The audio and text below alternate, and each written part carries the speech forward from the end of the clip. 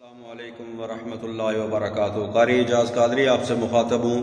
امید کرتا ہوں آپ دوست سب ٹھیک ٹھاک ہوں گے، خیر خیریت سے ہوں گے۔ اب آپ سے گزارش ہے کہ میرے اس یوٹیوب چینل کو سبسکرائب کریں اور ویڈیوز کو لائک کریں، شیئر کریں اور دین اسلام کی باتیں، دین اسلام کی جو بیانات ہیں اس حوالے سے ان کو شیئر کریں۔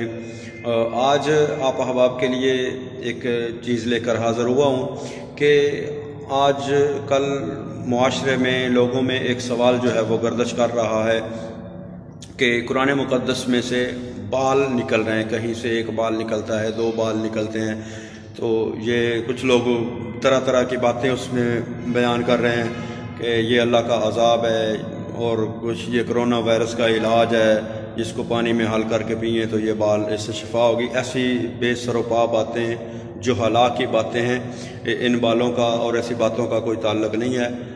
اصل میں ہوتا یہ ہے کہ جب گھر کے اندر قرآن پاک پڑھا جاتا ہے تو پڑھتے ہوئے ہمارے جسم کے اپنے بال جو ہوتے ہیں، داڑھی کا بال ہو گیا یا سر کے بال ہو گئے، وہ کہیں نہ کہیں سے ٹوٹ کر وہ قرآن پاک میں چلے جاتے ہیں، تو بعد میں اس وقت توجہ نہیں ہوتی، لیکن بعد میں جب دیکھتے ہیں تو وہ بال نظر آتا ہے۔ اور لوگوں نے اب وبا جو عذاب یا بیماری کی صورت میں ہمارے اوپر ہے، اس کو بھی لوگوں نے مذاق بنانا شروع کر دیا ہے۔ اللہ سے ڈرنا چاہیے، توبہ استغفار کرنی چاہیے، اللہ اور اس کے رسول کی مرضی کے مطابق زندگی بسر کرنی چاہیے۔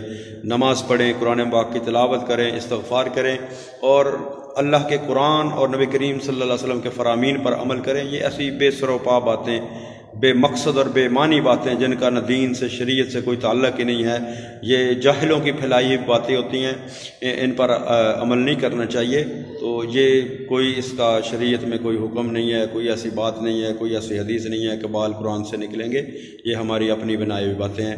تو ان چیزوں سے بچیں، اللہ اور اس کے رسول کے احکامات پر عمل کریں، نماز پڑھیں، قرآن پاک کی تلاوت کریں اور استغفار کریں، اور اللہ کی بارگاہ سے یہ دعا کریں، توبہ کریں کہ یا اللہ ہم کو اس موذی مرض سے، اس بیماری سے نجات عطا فرما۔ السلام علیکم ورحمۃ اللہ۔